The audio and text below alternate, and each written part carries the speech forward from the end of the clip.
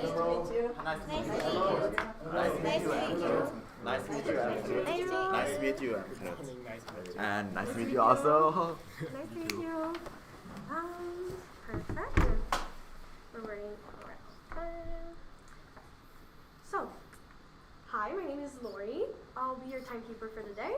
I will show you warning signs where there are 10, 5, 2 minutes, and 30 seconds remaining on the card. Once the 10-second countdown is up, I will say stop, after which the team must stop talking immediately. Afterward, a 10 minutes Q&A question and answer period will follow.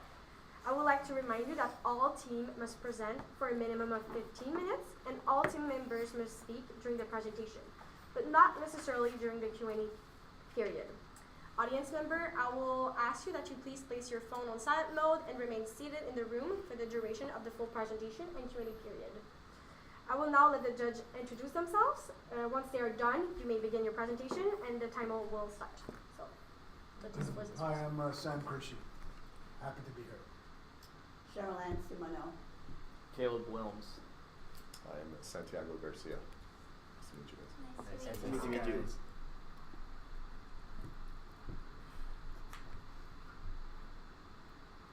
My friend, Daisy, she opens a small cafe back in her hometown. However, she is a new beginner, so she don't know how to operate the coffee shop efficiently. You know the fact that when you set up a point of sale system like the payment process, it's very difficult for a beginner like her to operate. She needs that someone who she can consult about the best rate of the payment processing or the suggestion on how to operate her coffee chain. That someone is our company for today. Good morning, ladies and gentlemen. Today, our team Kroboskus, consisting of me, Nanapat, Pan, Kanut, and Promson, would like to propose our strategy to secure company to establish a suitable system for inbound process and did a successful inbound marketing campaign. So let's take a look at the company background. Secure is a Montreal-based payment solution provider. It acts as a middleman between merchant and the payment processor like Visa or MasterCard. It helps obtain the best credit for the merchant. It has various initiatives right now like custom pricing, the age program, the interchange plus and flat rate processing. Its core competency focuses on 3 values. The first one is extensive experience. Right now it has over 35,000 retailers and business owners as their current customer right now. Second, it has a trustworthy solution. It provides a reliable and give the merchant the lowest rate as possible as they could, as well as the customer service. Third, customization. They tailor approach to ensure that each solution matches their customer needs. For the customer of the company, they target specialized in SME, including top 5 business areas like restaurant, retail, healthcare, fitness, and professional service. Even though they operate in North America, in Canada and United States, but however, most of them are located in North America, and it has an established performance. They look for someone or some business that have over 3 years of operating an average monthly volume of 25,000. And with this target customer, what do those target customers want from the company? Those business want a reliable, a cost-efficient payment solution, and they need us, the company, the secret, to give the support and expertise to them. So, in order to capture the target segment, the company needs to be seen as an ally to merchants and support them throughout their needs, and also set a unique position among the current competition right now. So, when we want to acquire the customer, we need to do sales strategy. The sales strategy of the company right now consists of three things: inbound, direct referrals, and outbound. However, the main proportion of the sales strategy focusing on outbound, more than 50% of revenue generated. However, with the regulation constraint, two things that regulation of United States has limit. The first one is do not call list initiatives, and the second one is cold calling bans to protect consumer in United States about their privacy. So the company has a hard time to continue doing cold call, email campaign, or even direct mail. So right now the company need to move from outbound back to the inbound. And how can leverage the current inbound sales strategy? We identify two issues related with the current inbound sales strategy. The first one, the system for inbound strategy is unqualified. And the second one, we cannot capture the awareness, conversion, and the retentions of the leads that we draw from the inbound sales strategy. For the first one, about the unqualified system, if we compare the outbound process and the inbound process of the company operation, we do see that for the outbound, the step one is the company cold call.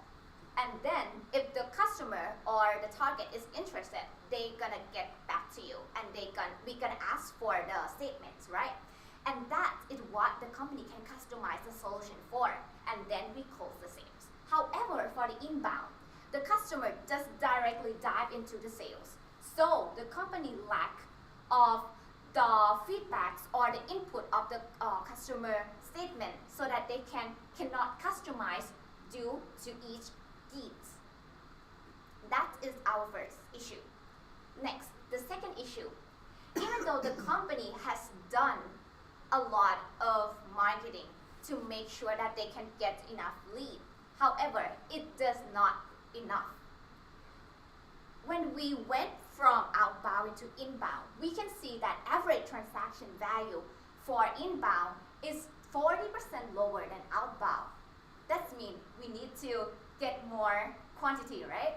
So we cannot draw enough leads, and the leads that we draw in, we cannot make the awareness, we cannot convert them, and we cannot retention them.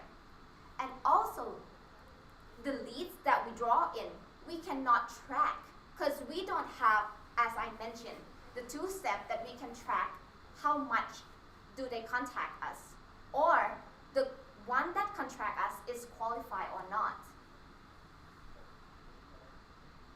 So we would like to propose two strategies to tackle these two issues. The first one, we need to tackle the issue about the system for the inbound operation with our strategy, strengthen the core. Second, about the issues of we cannot capture the lead that we draw in, we would like to propose expand for more strategy. And I would pass on this to my colleague to expand further. You might have heard the quote, you don't rise to the level of your aspirations, you fall to the level of your system. Therefore, we would like to first start off by tackling improving secure system to ensure that it can allow for further growth. So, we have identified the current problems as my colleague has mentioned before. So the goals that we're aspiring to reach or achieve here are three things. First of all, we need to be able to clearly track progress of each lead on which stage they are, and to ensure that everyone in a company acknowledges and know what they're supposed to do with each customer. Second is to redesign the pipeline. As my colleague has mentioned, when you're doing inbound or when Secure is doing inbound, they go straight to the sales floor, and that lacks the most critical point, which is a customized solution. And last but not least is tailored solution. So how can we create not only a tailored solution that is high quality, but it also needs to be fast? And let me elaborate in my further slides. So we propose 3D or three-dimensional approach for secure to grow. The first D is dashboard. We would like to develop a new system or come up with a new system for secure to implement. Second is daily, an initiative to ensure that everyone in the company and every department knows what they're doing, and as well as help each other progress each lead into the last stage of sale. And last but not least is the database. We need a internal database to collect as well as process those data to ensure even better solutions to our customers. So let's look at the first one, the dashboard, which we aim to track progress.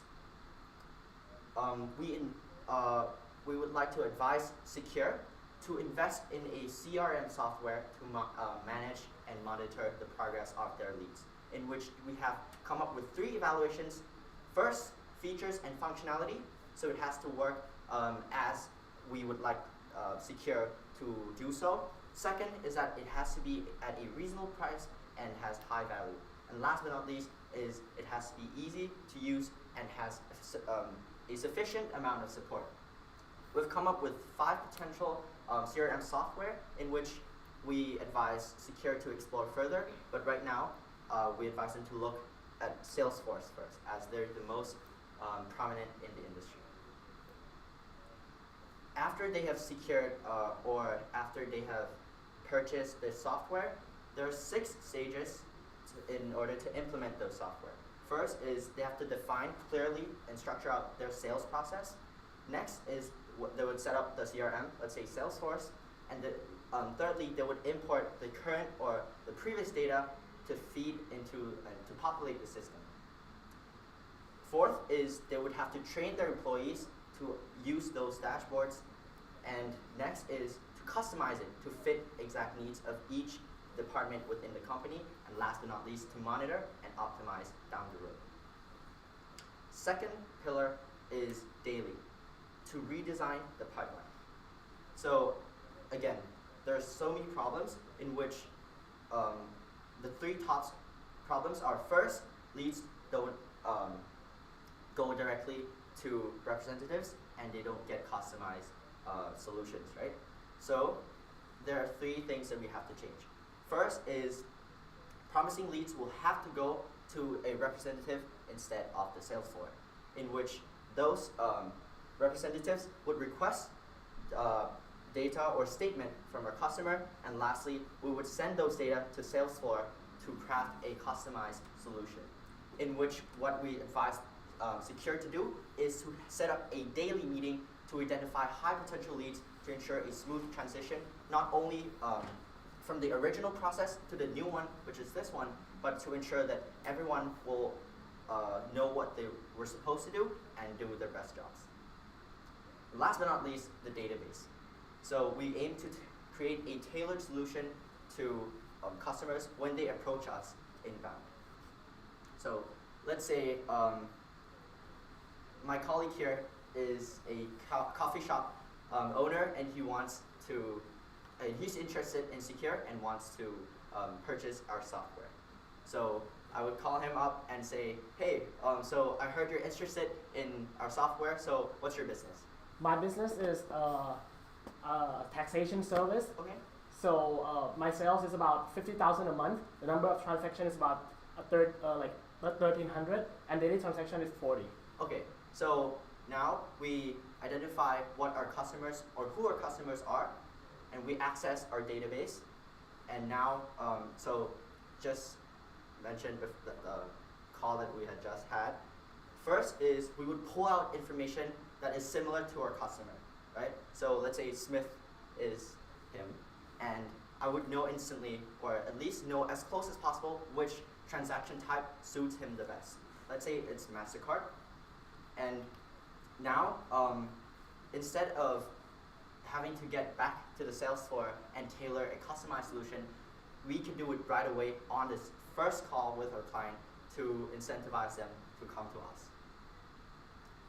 Now that we have established a strong system that will allow for growth, let's see how exactly are we going to capture our market.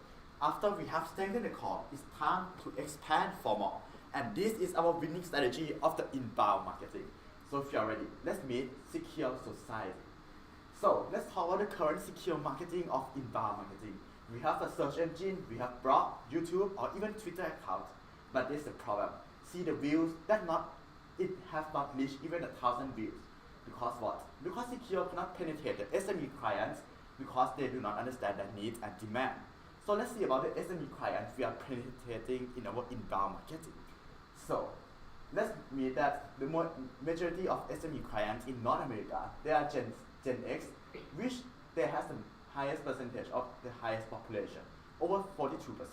So let's meet Mr. Allen. Let's talk that he started a restaurant as a chef. So he's an SME business. The first thing that SME business needs is that they need a sense of belonging because when they are operating small business, they are alone. Second, he wants to upskill and he wants to have a growth in his business, and that's for sure. But you know what? Over 80% of those SME people, they don't know the best practices or the know-how of operating it.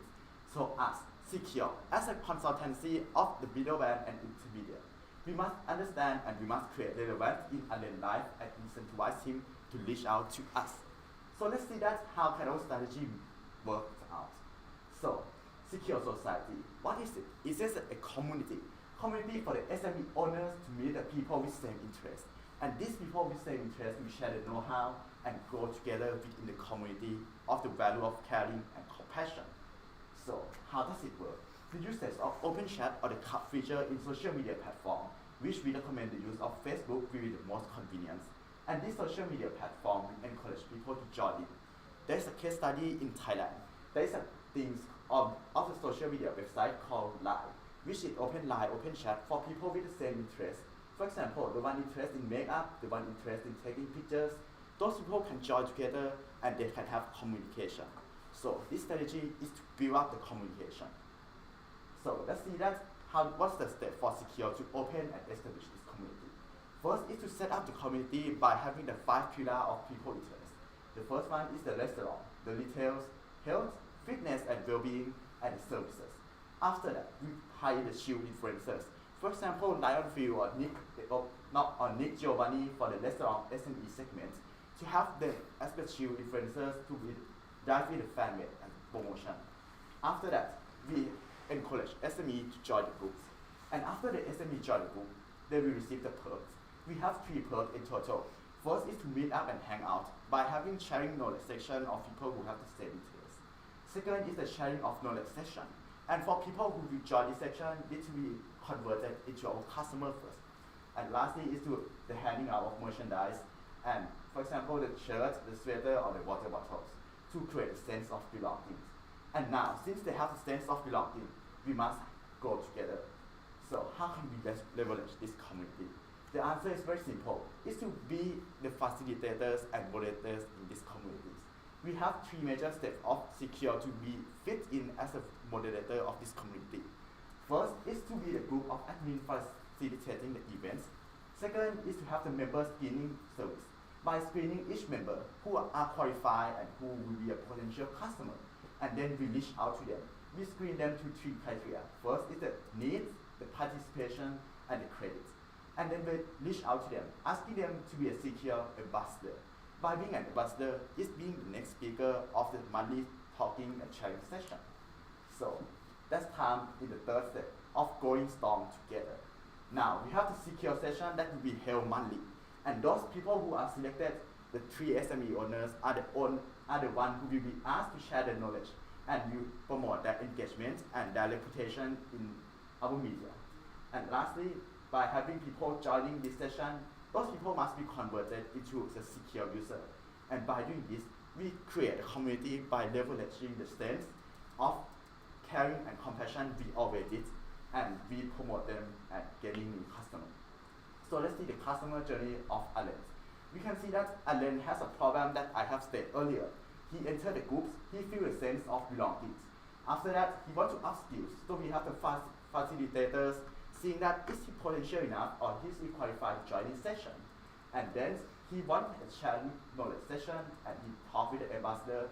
In the end of the day, Alan had been a qualified chef in the restaurant because in the end of the day, it has always been the secure value of caring and compassion that drive in clients, not the speed, not the fast, but it's about the heart. So let me pass on to my colleague for implementation.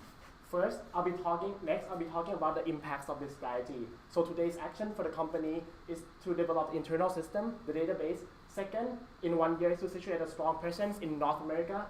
And in the next 2 years, to replicate the past initiatives in North America on a bigger businesses or in a bigger scale. Next, Secure will also be able to achieve incremental customer of up to 47,000 customers by 2025 from current 35,000 customers right now, with a CAGR of 10.83% with the strategy. The company will also achieve the net revenue of 2.3 million with a net income margin of 26%. And here are the 3-year pro forma income statement projection, which I will go in detail further in the Q&A.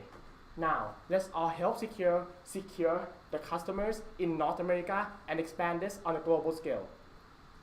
Thank you for your attention. Now the floor is open for Q&A. Thank you. The presentation is up. Thank you so much. I will now begin the question and answer period.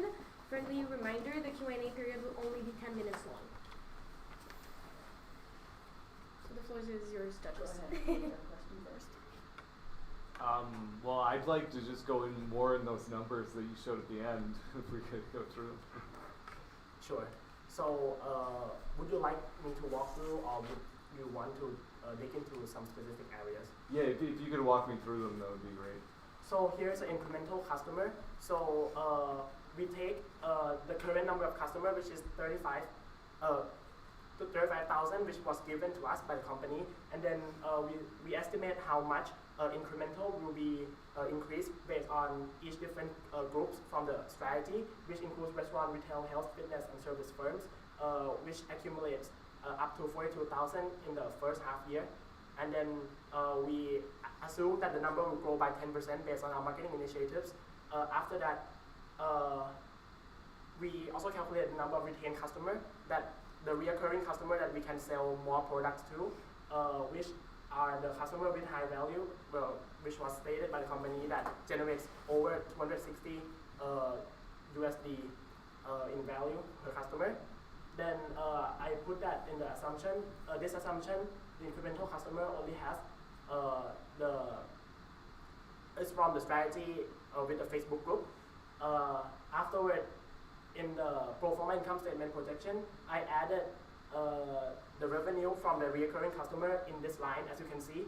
And then I assume that the cost of goods sold are software, hardware, and merchant service, with the assumption from the last page of 15%, 20%, and 3% based on the industry average.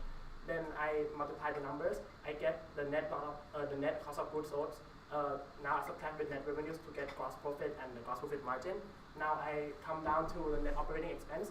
It includes personal, marketing, orders, and depreciation. I also base it on the assumption here, which is 10%, 15%, and the others which are not included in the business. So after that, I did the operating income. I did interest, which I did not calculate since I do not know if the company will take leverage or not. I did the EBIT taxes, which was based on 15% in Canada, which was given by BDO Canada, 15%. Then I subtract everything and got the net income with a net income margin of 25% and the EBITDA of 750,000 Canadian dollars. That was all. Oh, and here's the capex. Go back to that slide. So what is the initial investment to get the launch? 600,000. So that includes the purchase of the software, hardware, and developing the employees and the licenses and the data service. But that doesn't actually include segmenting the customer base that you're targeting. You have to do a profile for all of those customer bases. Yeah, for that we plan to do the profile to separate customers into a different groups. We plan to do it by using the HR department, which we already included in the personal of 10% of the net revenue. Have you done any research in terms of would you, before you go into this investment, would you do a proof of concept stage first before implementing this? So, do you mind clarifying which part of the strategy? So the proposal is good. Do you have any data that will back your proposal, a proof of concept going to a soft launch or anything like that that could, and what would that look like? Are you referring to a Facebook group strategy that we create community? Or you mean the first one, which is to purchase the CRM software? So, yeah, I mean, your I think your thought process, your analysis is very good. Before you go and you invest the 600,000, I'm a board member. I would want to know what kind of assurances, how can I make sure that before we invest the 600,000, that we in fact do get that return on our investment. So what is that? We call that a proof of concept. Is there anything that you can provide a proof of concept? Whether it is another company who's done something similar, what kind of information can you provide to us to give us more comfort before we invest the 600,000? Okay. So let me justify for the community page first. Let's go back to the community page. In Asia, Thailand, we can see the company called Line. It's a social media that applies for the Gen Z users, which it has categorized its people and their interests, and then create a community of a group of people. And this group of people or community work efficiently, and Line is considered as #1 social media user in Thailand. And to Stop add, there. It's a good point. But that's the proof. It's not a proof of concept. That's just a community you're talking about. Yes. Are you able to talk about a company that uses this type of open chat, a community, Oh, sure. and what were the results on that? That's what I'm referring to as a proof of concept. I see. okay, so let me address that for you. So Line itself, initially it was a social media application. However, Line has a new business called Line BK, which is a money fintech company. And the company actually created the Line Open Chat to leverage on its new business, which is the fintech business called Line BK, which you can search it up. It's very successful in Thailand. A lot of people take out the lending of the company, the fast cashes by the company, and now Line Open Chat does not only focus on those people anymore, but now it moves to other sectors of the businesses in Thailand. And to add on to that, in Southeast Asia, normally in the fast food delivery, they also, like the company also established a social media group on Facebook as well for the merchant to share ideas, share suggestion, or voice their opinion on the company. This is one of the top merchant incubation program for leading food delivery in Southeast Asia as well, like Grabs or Ubers. And to address the first part, which is the system itself, well, we did not have, to be honest, we did not have enough time to research a successful case, but we did research the company's feedback or comments on the company itself. And there were at least thousands of very, very negative comments on the company, cold calling customers, and they're super annoyed, and they use harsh words to, so that in itself is a proof that company has to do something differently, and I think that would address your question. There is approximately 2 minutes 30 seconds. So if you want to ask like one last question, I'm good. Very good. that's good. Perfect. Well, the Q&A period is up. Thank you, delegates. Thank you, judges, for your participation. We'll ask everyone to leave their room so we can prep for the next presentation. Thank you. Thank you. Thank you so much. Thank you. Thank you for your time.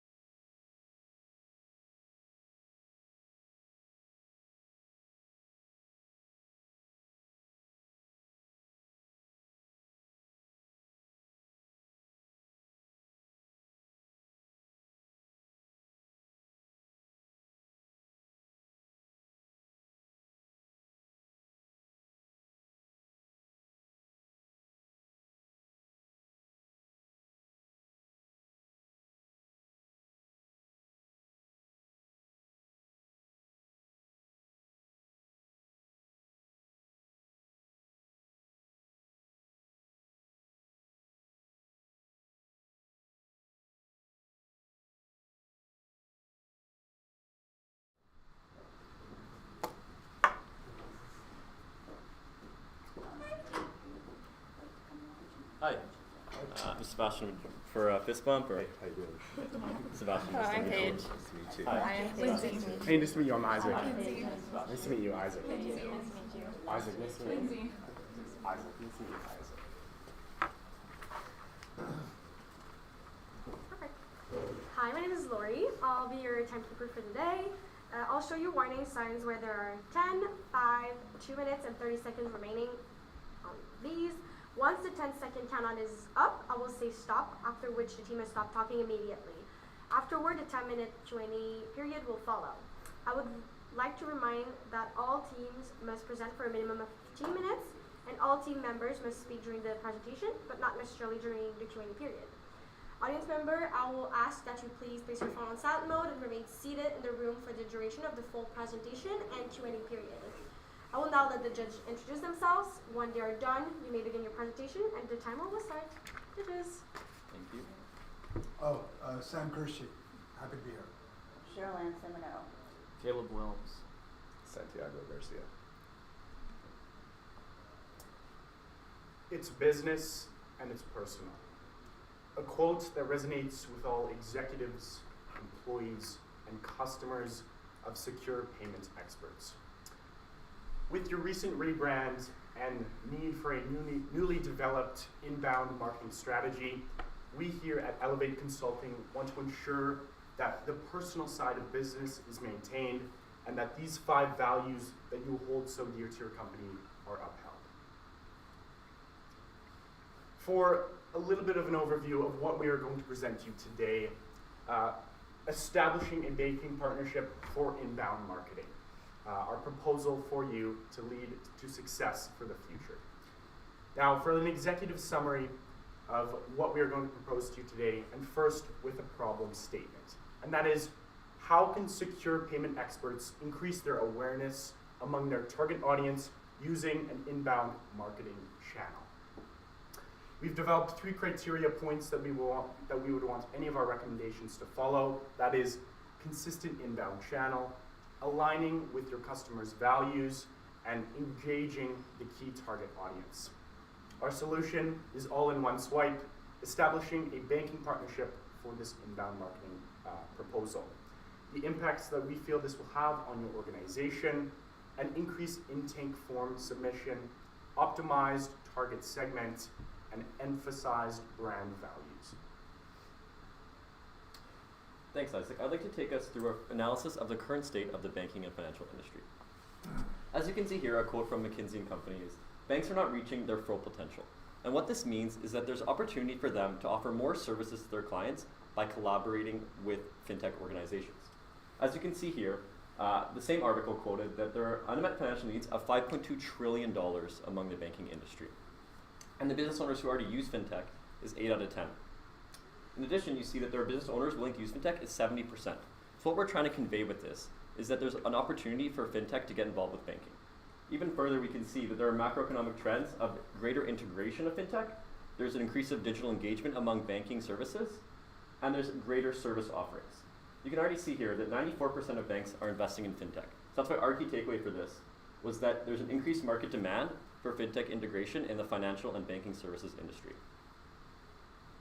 Okay, so now taking a look at the company directly, currently we are seeing this trend of declining telemarketing and this need for exploring increased inbound marketing and this need to, as you are already currently exploring this inbound marketing, better align this with your target market.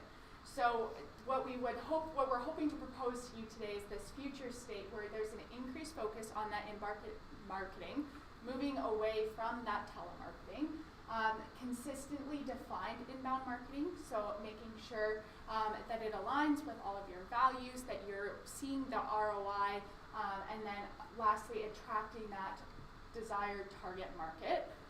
And the key takeaway that we took from this is that secure payments requires a new marketing avenue to substitute this current telemarketing strategy that you're using.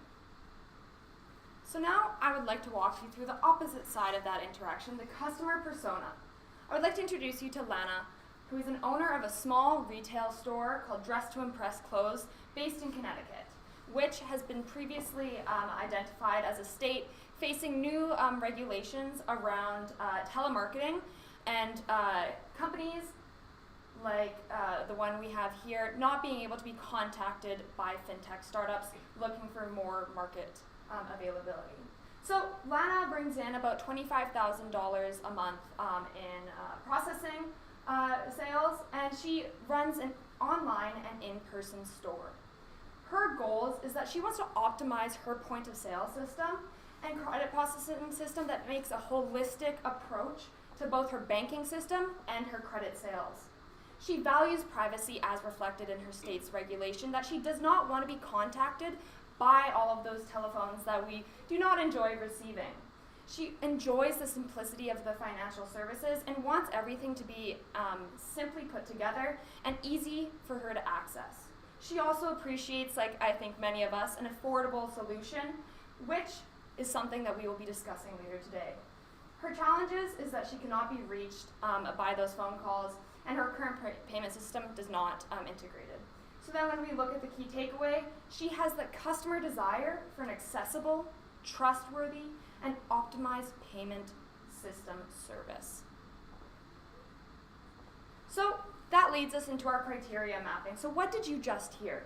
Well, we mentioned that there's an increased demand for fintech integration, which leads us to our criteria that needs to be a consistent inbound channel for that marketing. And we'll discuss later, establishing banking partnership we see as fitting that criteria and meeting that need. Then next, we move on to the secure payment, which requires a new marketing avenue to substitute for that telemarketing, which we map to our criteria, which aligns with that customer value of wanting to be able to meet those needs. And we'll discuss this in Lana's journey and bring it back to you in an end and how our solution affects Lana. Then we'll move on to the key takeaway that the customer's desire for accessible, trustworthy, and optimized payment systems engages the target audience of her being the one that we want to aim at. And you'll see that we'll discuss this later when we talk about the partnerships with banks for your company. So now when we were discussing this idea, we did not just go in all on it. So we discussed a couple of alternatives, and I want to explain to you why we decided to go with those banking partnerships. Initially, the social media campaigns was something that we discussed. However, as you have already noticed, it is not meeting that target audience because they're not able to bring in the kind of revenue that you're wanting to see. And then we discussed engaging a variety of new subject matter experts. However, going back to that social media campaign, it is very difficult to have those kind of people when you're not bringing in the companies that need to discuss with those subject matter experts. So that leads us to our all-in-one swipe, establishing a banking partnership for inbound marketing. We'll be taking a two-pronged approach, which will be our sourcing our banking partners, then establishing a partnership, and then after all this, we'll take you through Lana's journey and how she would experience this new integration. Okay, so like Paige just alluded to, the first step in our process here is sourcing those banking partnerships. So in order to do this, we're going to first establish criteria, how that would happen, and then identify what specific banks we would use for these small to medium-sized businesses. We are expecting this to take around 4 months. And our key resources that we'll leverage for this first prong is the CFO and the subject matter contractor. And KPI, at the end of this prong, we are hoping to secure 2 letters of intent for a long-term partnership with the banks. So taking a look at this first step of establishing criteria, this really goes back to making sure that your values are incorporated and making sure that this partnership with the bank you choose aligns with everything. So that's making sure that these banks are collaborative in nature, they're willing to work with you, your clients, that they have that expertise in that small medium business. That will be quite key. They also need to have care for customers and be invested and show this because this is something that is very important to your company. They have to have a positive outlook, again, just believing in the client's needs, their visions, and then also just being trustworthy and secure with their finances and information in general. And then for the second part of this phase, it is actually identifying the banks. So starting in Canada, we've identified RBC as one of the best starting points. They approve over 80% of small to medium-sized business loans, so it shows they're actively engaging already with them, and they have a division that specifically prioritizes small and medium-sized businesses to really show that care to the clients. Moving into the States, we have Wells Fargo. They're the highest rated bank for dealing with small, medium-sized businesses, again, just showing their dedication. And they have a history, so this isn't their first time around doing this. They have established processes already in place. So looking at prong 2, once we've already identified who we'd like to work with, we want to understand what the bank needs by meeting with them individually, developing a contract with the bank to form our partnership, and then getting into a little bit more of the operational procedure about what the partnership will actually look like. We envision this to also take around 4 months.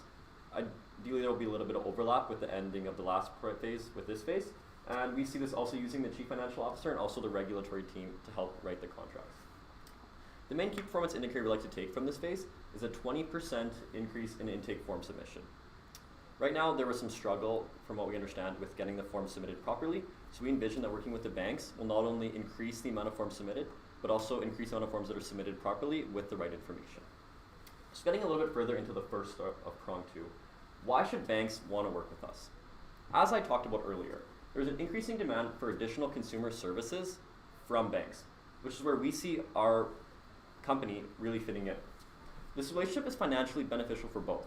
Not only are we getting the trust of the bank, we're getting legitimacy from them, we're getting their clients, we're getting to work with their marketing team as well, they're also getting access to more services, which is something they need.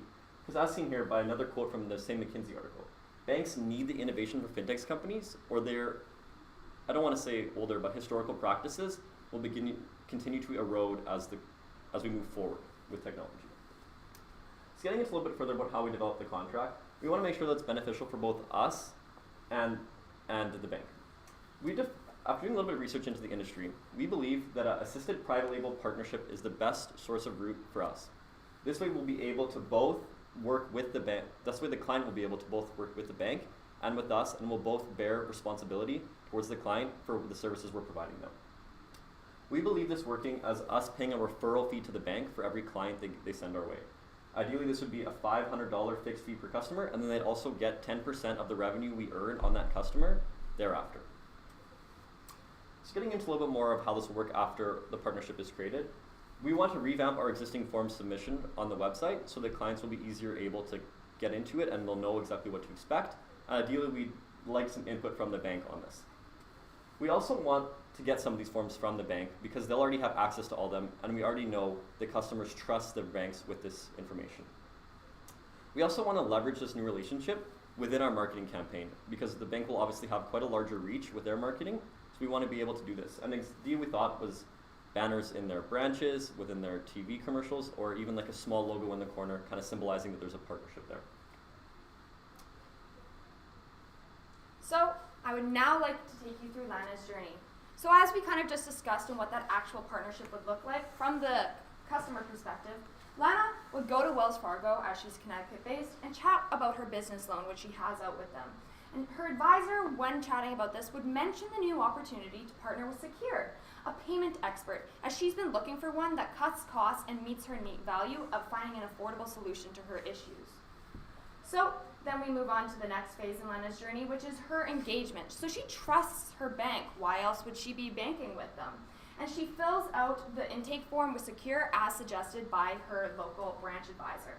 She's contacted by a Secure statement representative as they were able to receive those new information from the bank when they're talking about, her current revenue.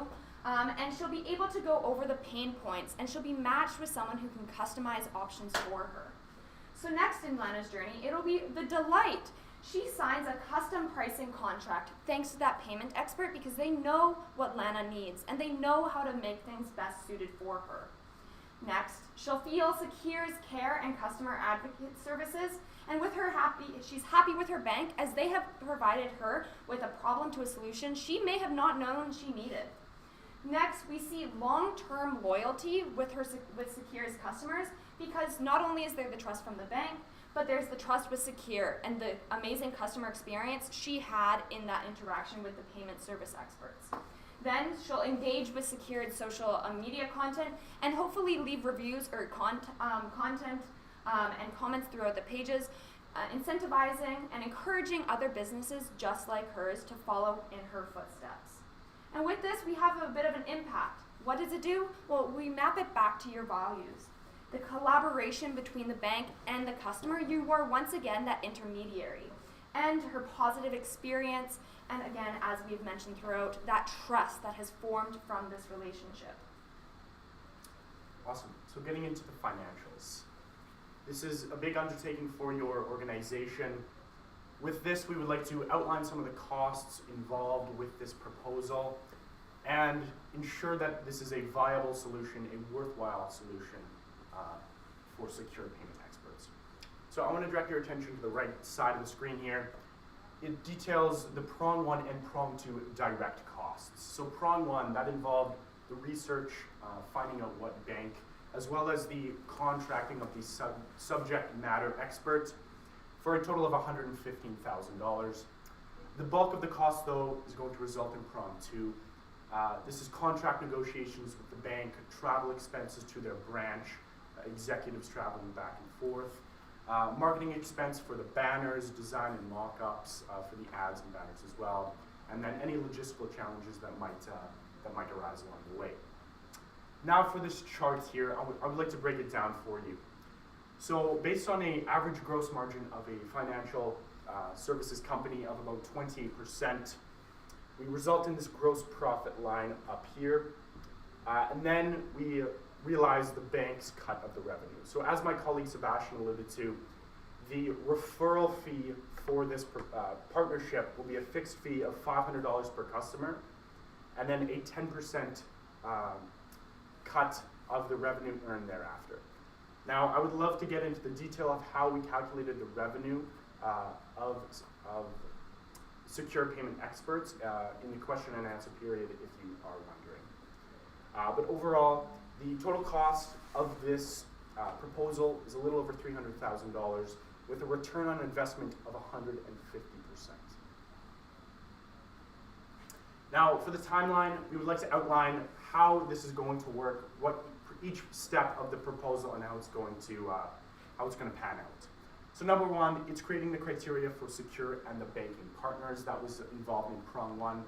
Leveraging that criteria to actually identify the banks, so Royal Bank of Canada and Wells Fargo. Selecting the bank, understanding their needs, why would they want to partner with us. Down to number 5 here, determining the partnership scope, so fees and things like that. Negotiating the partnership terms, the bulk of the cost was covered in the prong 2 here. Solidifying the terms of the contract, and finally expanding the market reach through marketing channels, so the ads that my colleague Sebastian alluded to, as well as the banners found inside the brand. As we're coming here and pitching with this idea, it's obvious that we should include some sort of risk because nothing's perfect. So 2 that we outline are firstly that the banks we identified don't want to work with us. The mitigation, we think that this has a little bit of a lesser likelihood because of the value we outlined and because of the research we did around the policies involved. But the mitigation we explored was either looking for other banks or increasing the incentive options to make them more likely to work with us. Secondly, as I mentioned earlier, banks are falling behind in the innovation, and we're worried that this may be a problem once the partnership begins. As a financial technological company, we're very innovative, we're quick on our feet, so we want to make sure that we don't get dragged down by the bank's practices. So a mitigation we thought of for this is flexible contracts with banks that allow Secure to explore other alternatives if ultimately the banks just aren't working for us anymore. So let's jump back to what we have shown to you today. First, we outlined a key issue that secure payment experts is facing, and that is how can they increase their awareness among their target audience with an inbound marketing strategy.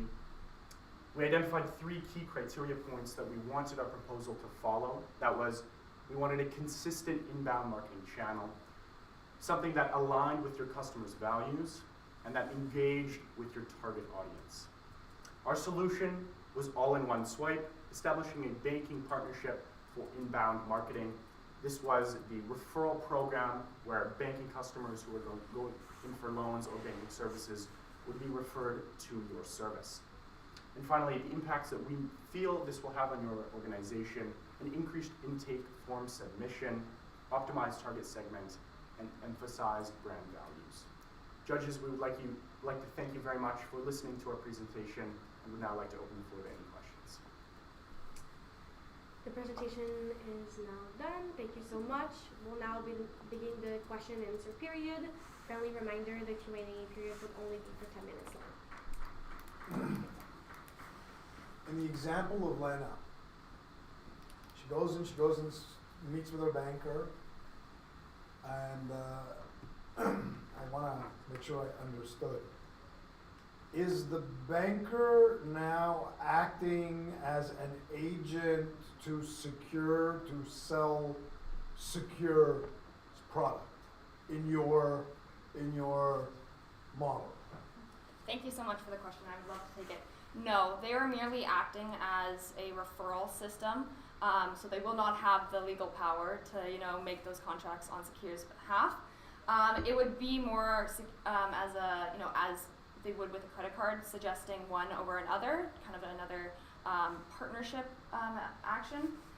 But no, they would not be an agent for Secure. They would be simply working for the bank, but the bank would have the partnership with Secure and would able to act more as a referral.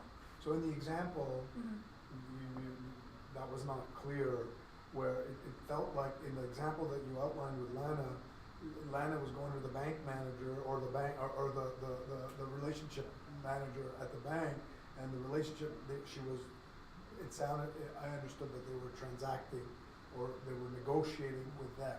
So in fact, it's, hey, we have a partner, go speak to Secure. Yeah, it's. And they would, as a referral, make that introduction. Right. She would be there discussing her bank loan, and then brings up her issues regarding the payment systems. And he says, by the way, we have this partnership. You should go check it out.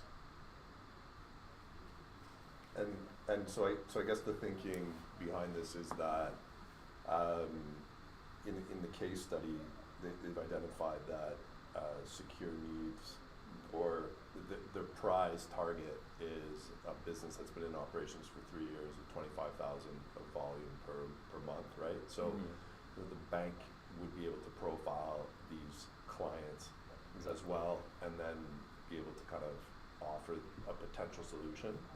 Exactly. Yeah. So my only problem with that right now is that one of our great advantages at Secure is that we're not actually tied to any particular financial institution, so that we have the freedom to go and shop and find the best. I'm very concerned that it may look, it's like a cell phone company, it may look like the best plan for us now, but then in a year from now, it could change dramatically for us. So how do we manage that? That's where we wanted to really build in that contracting piece, and so that will just having the flexibility so that you're not locked in. Like you create the relationship, and that's also going back to your values and having that care component with the bank. So you have a close relationship with them, but then on the contract side of things, not being like dead set, locked in, having that opportunity and flexibility that if the bank isn't willing to be flexible as the market changes, for you to be like, this partnership isn't working for us, and you can go back to shopping around so that you're still bringing the best for your clients. Can you put the slide with the risks, please? So you've identified the bank's not interested in the partnership. Mitigation is explore other. What would you think? Why would a bank not be interested? Why would a bank not be interested? That's a great question. I would love to take that. We feel, number one, a bank wouldn't be interested in terms of monetary value, right? So on mitigation, we feel increasing the monetary incentive for the bank. So is it financially viable for them to actually partner with them? So the brand image is being linked with your company. So we do have flexibility in that. We would adjust the payment terms. So right now it's $500 fixed fee and 10% of the revenue earned. So we could increase that incentive for the bank. but it's also just the general standing of your business. So right now we feel that you're in a great position. You've been operating for a while. You have a strong customer base. So overall, the brand, the customer segment that you're working with is closely tied with the bank. Therefore, yeah, we feel the partnership would be valuable. So the second follow-up question to that is, has there been any research or any proof of concept associating yourself with a partner like a bank, and what were the benefits of that? Like the proof of concept, for me, one of the great risks is there's not enough meat on the bone for any banker to even want to do this. That would be the biggest risk, and I think the proof of concept you'll see when a banker with a $5.2 trillion opportunity, it's a great way to understand the size of the market. The challenge is bankers don't typically, unless you have proof of concept, don't typically enter into a partnership. They'll just go buy a secure transfer and they'll start now integrating it into their ecosystem. So the risk about, you know, is it worth it for them? The value about it, and then the proof of concept. Is something to think about. It's a rhetorical question. Is there a proof of concept where someone has partnered with a bank? I mean, you guys have did a great job of thinking outside the box. It's just, is there a proof of concept where a company in fintech has actually partnered with a bank, and what was the result of that? Well, we did do a little brief research on that, and Neo Financial was one that we kind of looked to, and they have done varieties of different partnerships with retailers and creating, those points incentives, and Aero Plan is another great idea or another similar one. And so I think it would be really about communicating that and how Secure is able to align itself to the similarities with those other companies and show the banks how successful those other opportunities have been. And fake it till you make it might be a bit of this mentality when you're really trying to break into that market. There's 3 minutes left to Q&A if you want.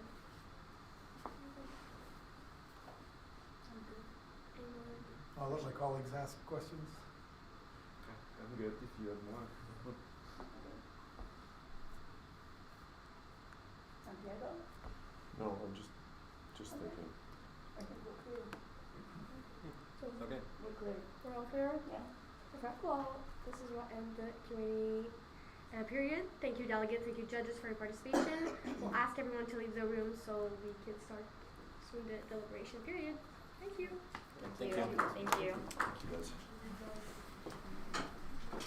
Do I get this back to you?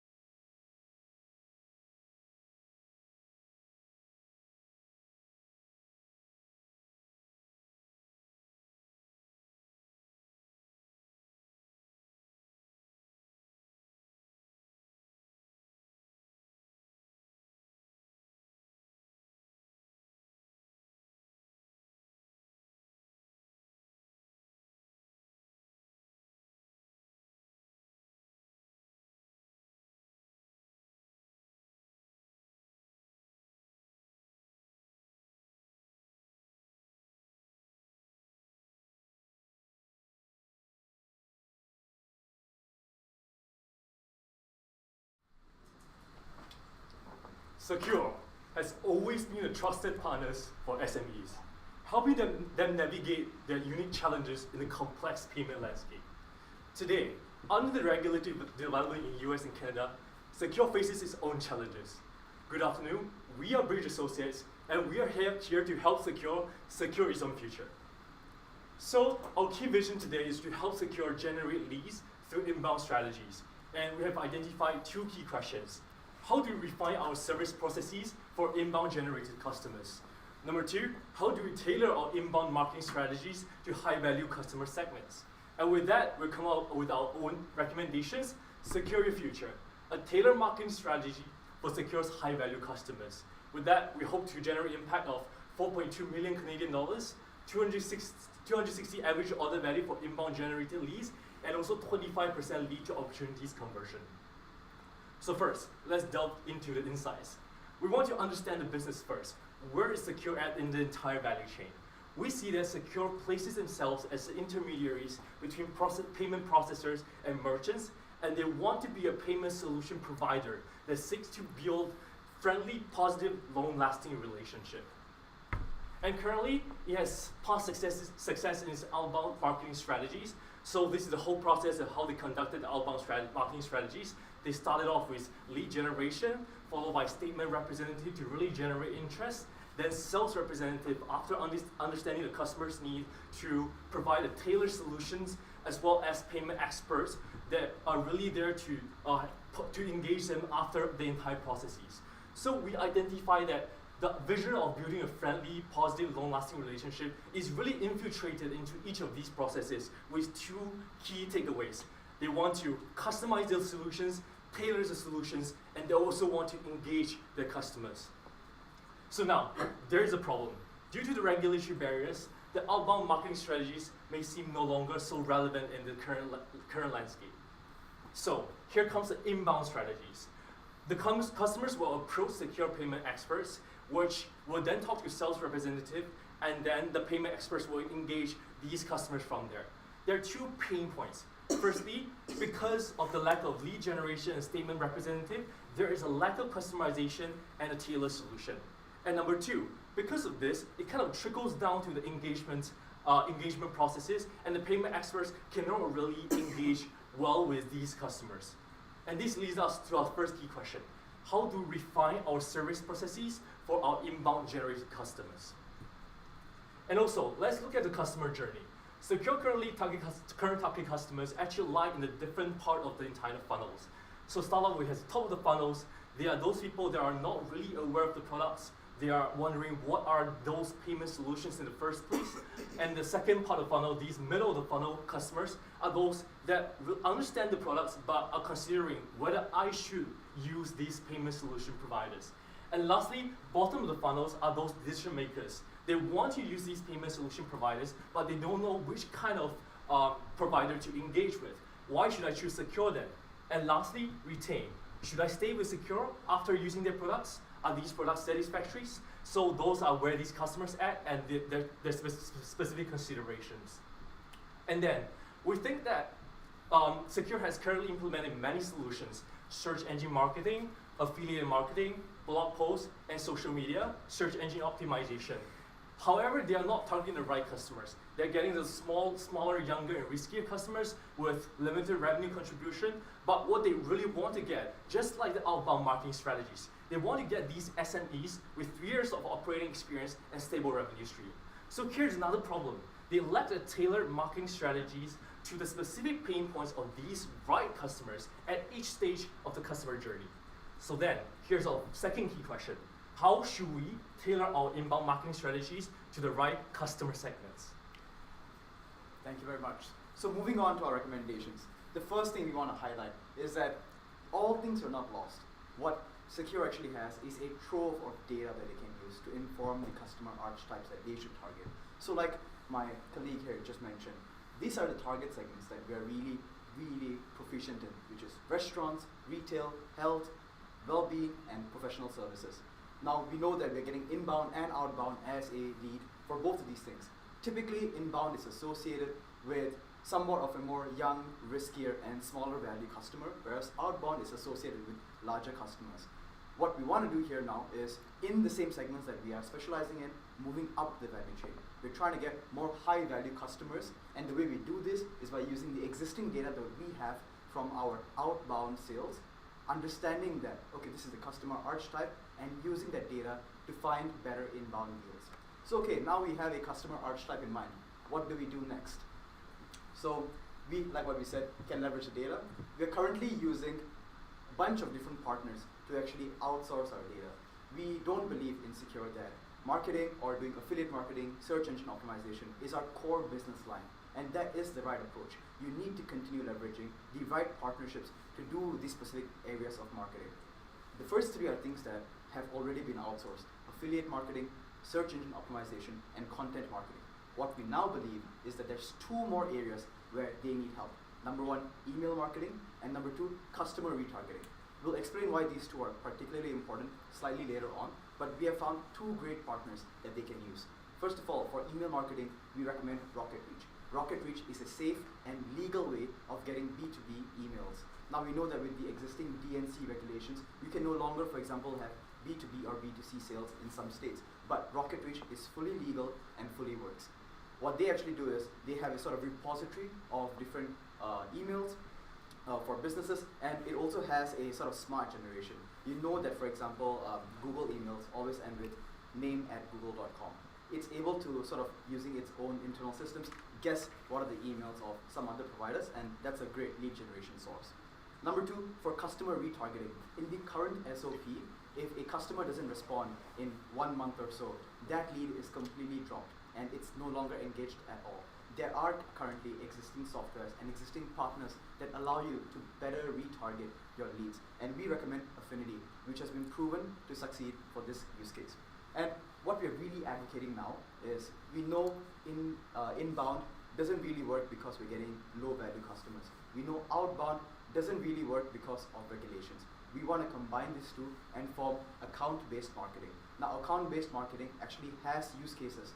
LinkedIn, Salesforce, Adobe, all of these giants used account-based marketing to actually succeed, and we will be advocating for that in the next few slides. So here's what we are also proposing.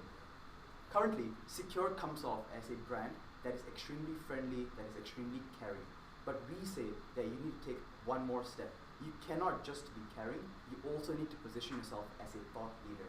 Because ultimately, if you're just seen as a friendly brand, you're also going to continue attracting small value customers.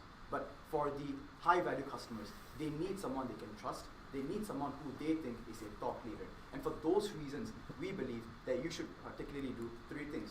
Number one, find more partners to publish sort of content like this. And number two, have more webinars and of course, direct email marketing. So for those reasons, we believe that account-based marketing is the way to go, and account-based marketing that is based in permissions-based marketing as well. What that really means is that, first of all, for example, when we launch our webinars, we always ask for permissions to continue keeping in touch with them, and that way we can send them directed emails. Apart from that, we have a sort of centralized branding. On our blog spots, we're able to also ask for permissions, and that is the way we're really able to push this account-based marketing. And to really emphasize and elaborate on this account-based marketing approach that we have designed, I'll be passing on the time to my colleague.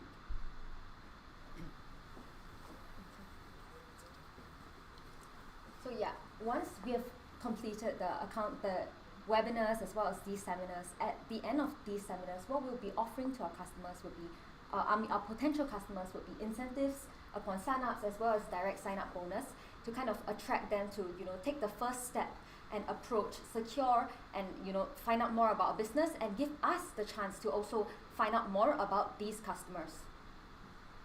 So the incentives, coupled with, the partners that we are working with right now, the affiliate marketing, the SEOs, as well as the content marketing, will allow us to effectively generate targeted marketing emails to outreach to them, so as to really effectively get them to sign up and try out Secure's platform. So post the consideration stage, what we want to do is to really understand the businesses of our merchants in order to provide tailored solutions that align with their pain points. So initially, in the original processes, what we do is that the statement representative would collect statements from these merchants. However, To make it a fully omni-channel experience for our potential customers, what we really aim to do today is to also include an online form opportunity so that merchants can easily submit their statements via online forms or both through our statement representatives, allowing us to then obtain their processing volume and needs, which will then be submitted to the sales representative. We believe that this stage is essential and crucial because having an in-depth understanding of our merchants' needs will allow us to offer tailored solutions that would best address their situation. So with this tailored messaging by our sales representatives, what we can do is then after this whole process of engaging with our customers and being able to address their pain points, the likelihood of them wanting to onboard with Secure is a lot higher because of our personalized and effective communication. And once that sale has been completed, we will then pass it on to the payment experts that will help to facilitate the whole onboarding process. So what about the retention stage? So what we can see is that how we aim to foster loyalty would be through, as my colleague mentioned before, the thought leadership programs as well as the seminars and webinars. These will be organized on a quarterly basis so as to, firstly, to build long-lasting relationships with our customers. They know that we are there and we continuously engage with them. It helps to also position us as a thought leader in the space, a trusted source of information and a respected authority in the payment space.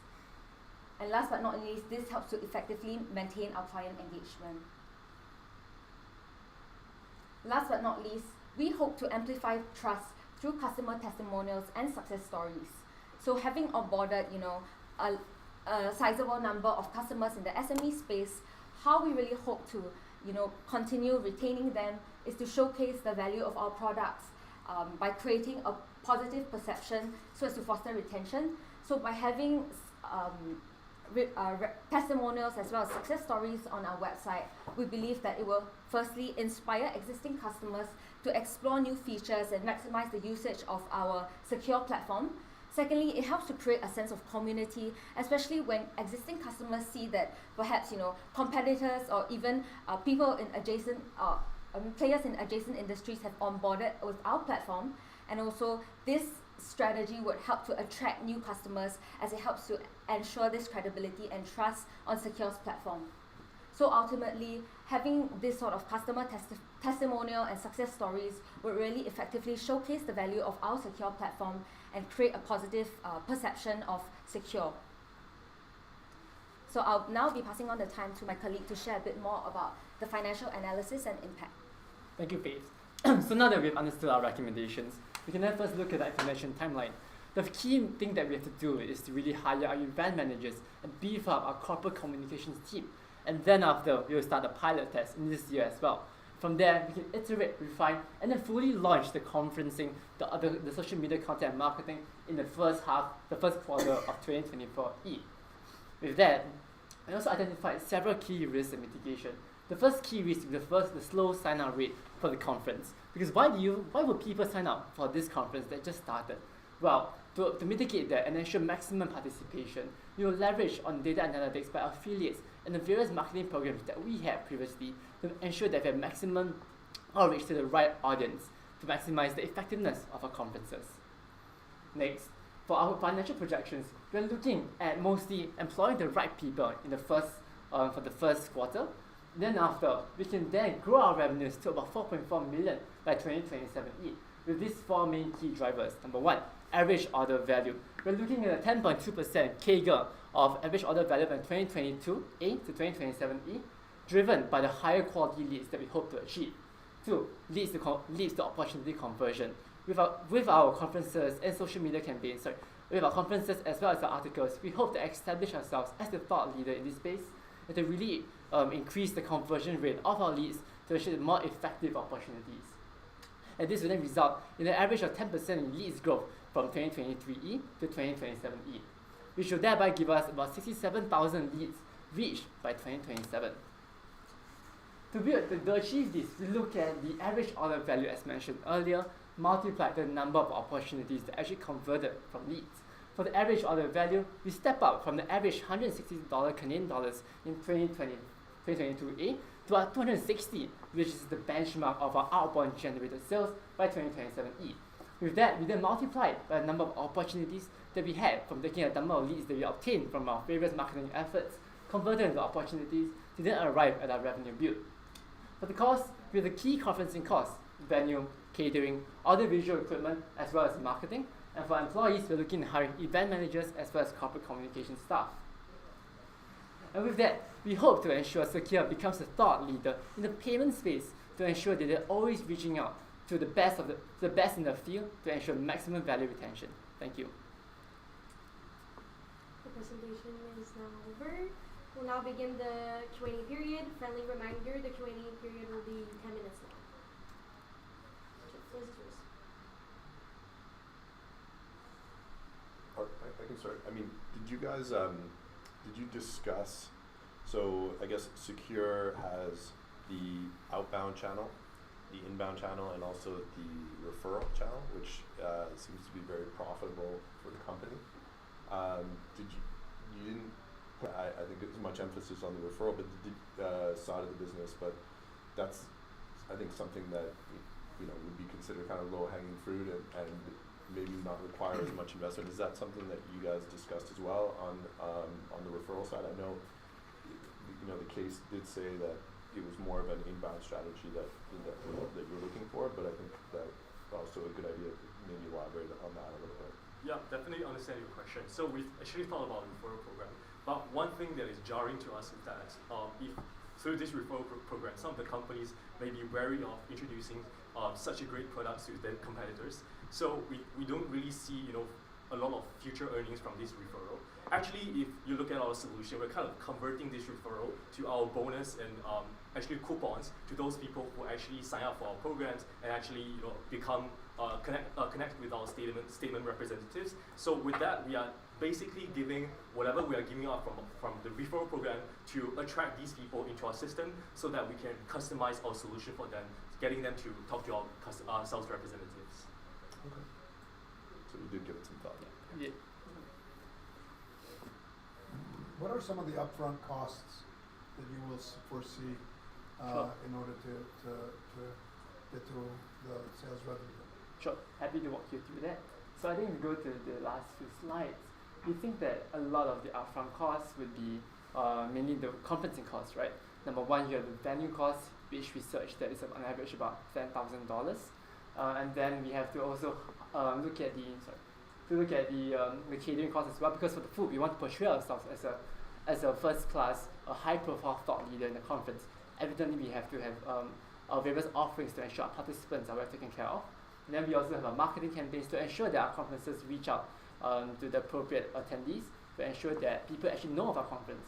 And then also the audiovisual equipment to ensure a more optimal conference, yeah. So this is the cost that we envision. What is it? What is it in dollars? Sure. So if you look at the appendix, look at the second side of the appendix, you can see that upfront costs we have for about 10,000 for venue, 7.5K for catering, 7.5 for audiovisual, and 4K in the first year. Because we're only operating once in 2023 as a pilot test, so and refine and move on afterwards. And from there on, we just multiply by 4 to obtain the rough cost for our conferencing in the years forward ahead. Yeah.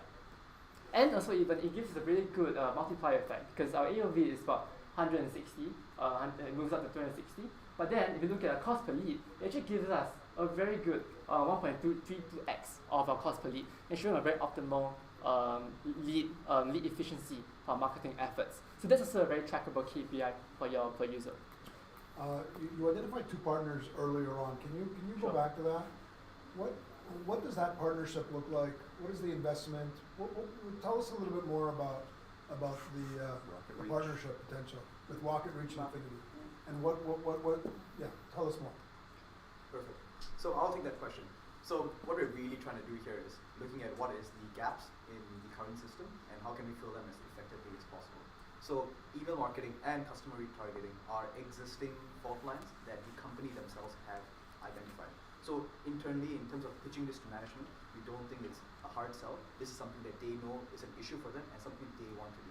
Particularly in the issues, in the segments we are operating in, direct emails has been a great form of getting inbound sales, especially on the basis of account-based marketing. Especially when we don't just send the email once, but we send them at a regular basis and send them based on whether they've engaged with us in other platforms before. So these two partners that we have found, we spent a fair bit of time actually finding the right partners for this. Rocket Reach and Affinity are the ones who stand out to us. Rocket Reach, in terms of how it actually works, like I briefly mentioned, is there is an entire repository of different businesses, and there's an entire repository of what are the associated emails with these businesses. And if an email actually works, it is also sort of promoted. So that's the way you really understand which are the businesses in your area by segment, by size, and you're able to find them.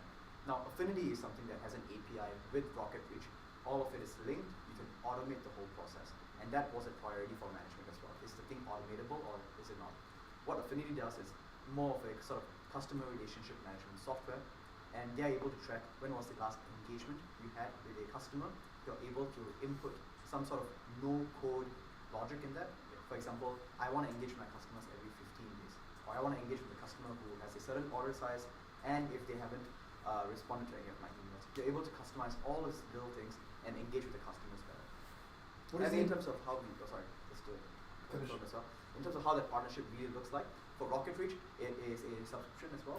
And that subscription looks at about, if I recall correctly, about $50 per month, depending on tiers as well. The larger packages, this is per user. So the larger enterprise packages per user come to about 200 or so. So that was my next question. What is it a SaaS model? What does that investment in that partnership look like in dollars and cents, either on a monthly or annual basis? Cool. Both of those come to about, SaaS-wise, about $200 per user per month. Again, I understand the per user cost, but what is my total cost? So I guess based on what my colleague just mentioned, if you look at if you go to the last slide, super appendix, to my information model. So if you look at the total number, so we look at the total number of opportunities that we had.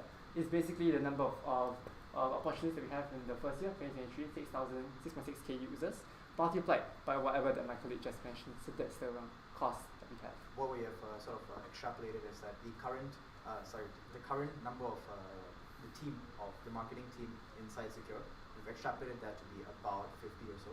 So you're going to base that off, and the total marketing spend for these two softwares, based on the enterprise sales, should be about, if my math is correct, about let's see, 4,000 or so for both of them. Just so you know, there's 3 minutes left.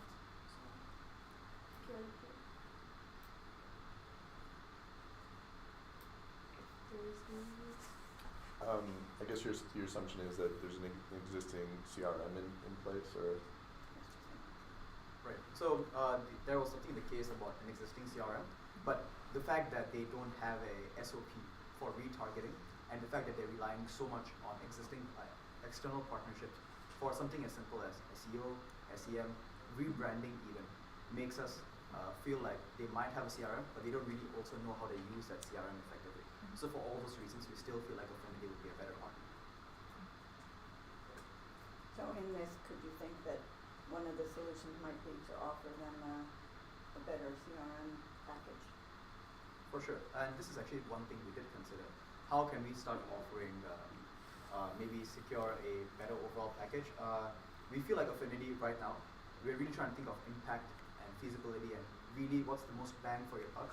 Of course, there's a ton of different things we can do. We can think about how to improve retain, how can we increase average order value, and there's tons of different problems, but we really wanted to focus on one of the 3 things that really make the most difference to the bottom line, and for that we feel like Affinity sufficiently covers that. 2 minutes. I guess just last question for me, specifically in the case the customers that they're going for specifically are businesses with 3 years of operating experience at least and about 25,000 in revenue. How would you guys really, if you can give me concrete action on how you intend to target these specific businesses with some of your inbound suggestions that you're. Cool. Maybe I'll walk you through in the last maybe 1 or 2 minutes we have through a customer journey for this. So first of all, we go through this. We have some data on how that customer looks like because we have succeeded in finding some customers like that through our outbound strategy. So let's walk through maybe food and beverage. Now we have a successful company like maybe Shawarma's, right, who has been operating for more than 3 years, they get about 25K in average order volume. Now we know that Shawarma's as an owner, typically based on our communication with them, they have a customer archetype. Maybe they go for certain conferences, maybe they typically have suppliers, they always look for certain things on Google, they always use the platform, they have maybe industry-wide conferences that they go to. So we know this is the customer behavior, and we are already partnered with these providers, right, for affiliate marketing, search engine optimization, and content marketing. What we then want to do is really using our targeted marketing, focus on Shawarma's in these platforms, in these touch points. And of course, we might not be able to succeed on the first attempt, which is why we want to continue branding ourselves as, hey, we are the best to help successful F&B businesses grow to the next level. That's why you should really choose us. And at each and every touch point, you really come up as the most caring business, as well as the best in terms of leadership business that you should take. And after which, we get permission from them to actually target them. We use CRM software to continually come to them, and hopefully we're able to convince them through our incentives, direct sign-up bonuses, and we're able to actually retain them with all these things as well. Thank you. So this is all the time we got for Q&A. Thank you, delegates. Thank you, judges, for your participation. We'll ask everyone to leave the room so we can set up for the next presentation. Thank you.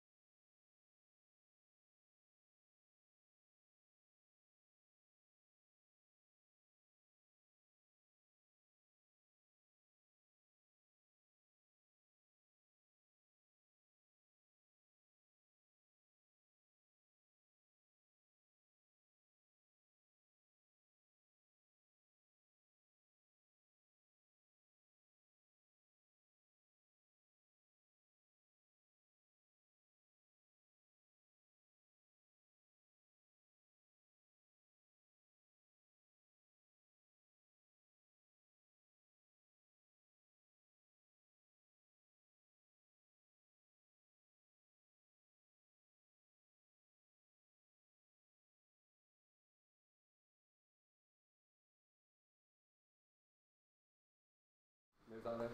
Hi, how are you? Hi, Hello, Alex. Gabby. Nice to Nice to meet meet you. you. Nice to meet you. Hi, Alex. Gabby. Nice to meet you. Nice to meet you, Alex. Gabby. Hi, Lauren. Nice to meet you. Hi. I'm Rachel. Hi. I'm Rachel. Hi. Nice to meet you. Hi. How are you? Good. You want to introduce your, oh, yes, It's okay. We got sorry. It's okay. Hi, my name is Lori. I'll be your timekeeper for the day. I will show you warning signs where there are 10, 5, 2 minutes, and 30 seconds remaining on those cards. Once the 10-second countdown is up, I will say stop, after which the team must stop talking immediately. Afterward, a 10 minutes Q&A period will follow. I would like to remind you all that all team must present for a minimum of 15 minutes, and all team members must speak during the presentation, but not necessarily during Q&A period. Audience member, I will ask you that you please place your phone on silent mode and remain seated in the room for the duration of the full presentation and Q&A period. I will now let the judge introduce themselves. When they are done, you may begin your presentation and the timer will start. Judges? Hi, I'm Sam Kershey. Cheryl Ann Simano. Caleb Wilms. I'm Santiago Garcia. Great, so we are Palace Consulting. I'm Gabby. This is my colleague Alex, David, and Rachel, and we are delighted to talk to you today about secure payments experts. So, you know what you're good at, we know what you're good at now, and we need to capitalize on that. Your competitive advantage is that you are tailored to markets, you are customizable per business, and you have great customer service, and we need to capitalize on it.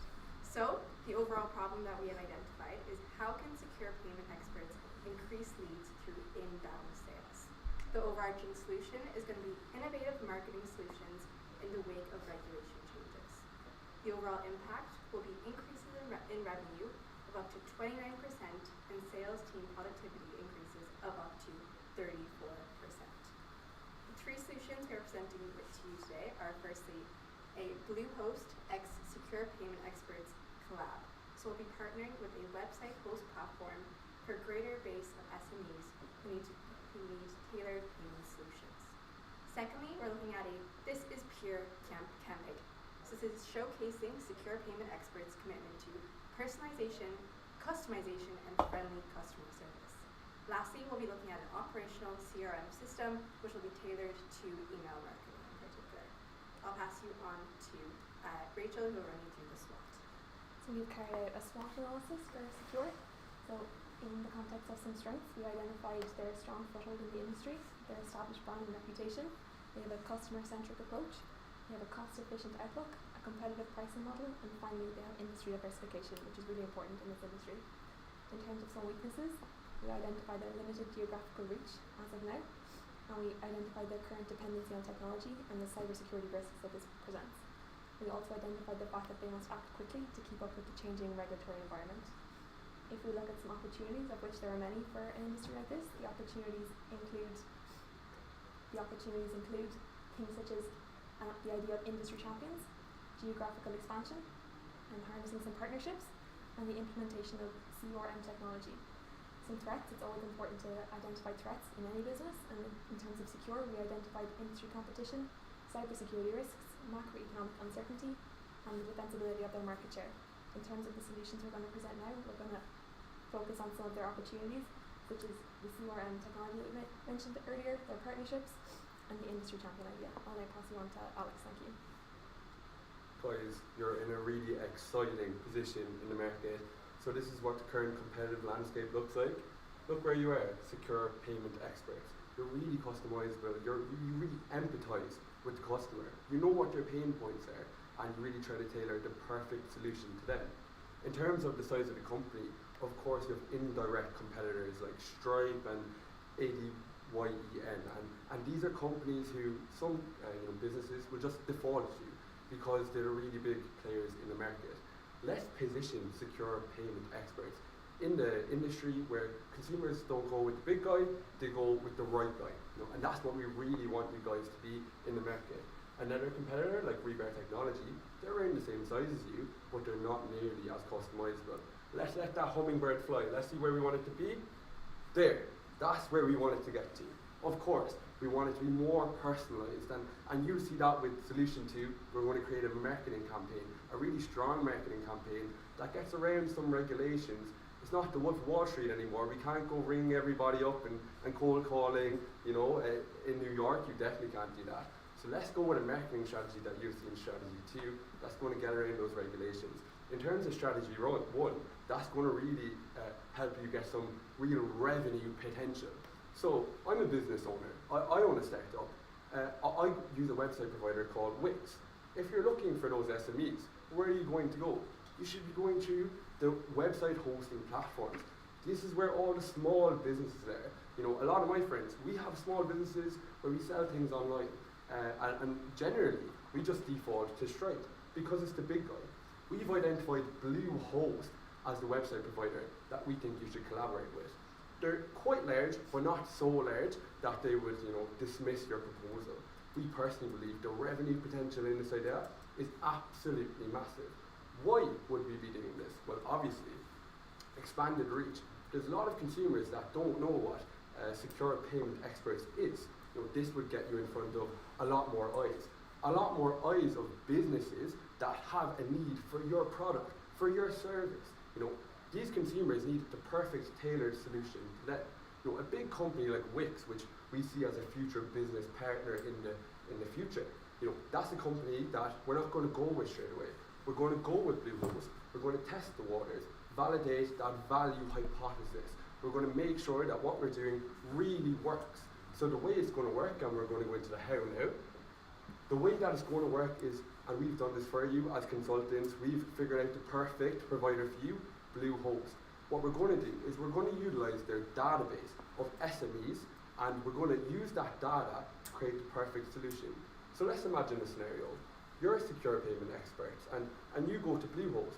They tell you, look, we have all these companies, we have information on what industry they're in, what their sales potential is, when they're selling, what times of day they're selling, but they're saying, look, this is a company and they're not selling these products very well, or you know, they're not selling them right at these times of days, and they're not really sure in terms of hidden fees and processing rates. They're not really, you know, sure what to do. And they're generally just defaulting to a company like Stripe or ADYN. Could you guys find the perfect payment provider for them using all the data that we have? So Bluehost is going to give you the data so you can find the perfect payment solution.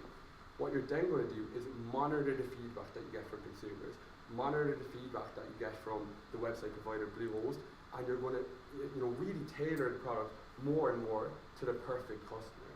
And eventually, once we've done that, we want to move into partnering with bigger partners in the industry like Wix, like Squarespace. If you're looking for SMEs, if you're looking for small businesses, it's not about ringing them up anymore. It's about going to the marketplace of SMEs, website hosting platforms. Just to talk you through some of the metrics surrounding solution 1. So on the left-hand side, you can see Bluehost's current offer and the current plans that they offer. So our proposal is a 5th plan, and this plan would include everything that you get with the Pro offering, but also include the secure services that we've already mentioned. So the Pro plan costs roughly $40, and we're proposing charging $50 for the new plan. We're talking about a 65-35 split in terms of the additional $10 where that revenue goes. So 35% of that, $2.5 roughly, will go to Bluehost, and then the $6.5 remaining will go to Secure.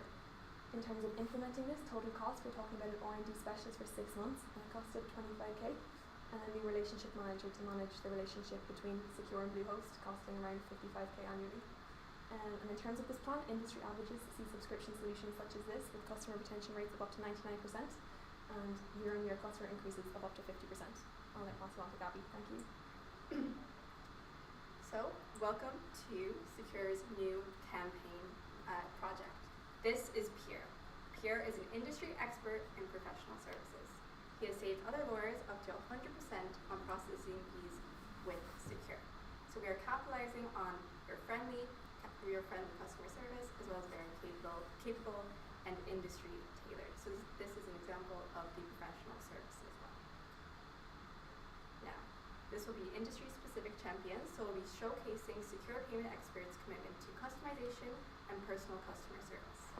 Next, on these email marketing campaigns, as well as Instagram tailored posts, we'll have a form submission link based on what industry they are in.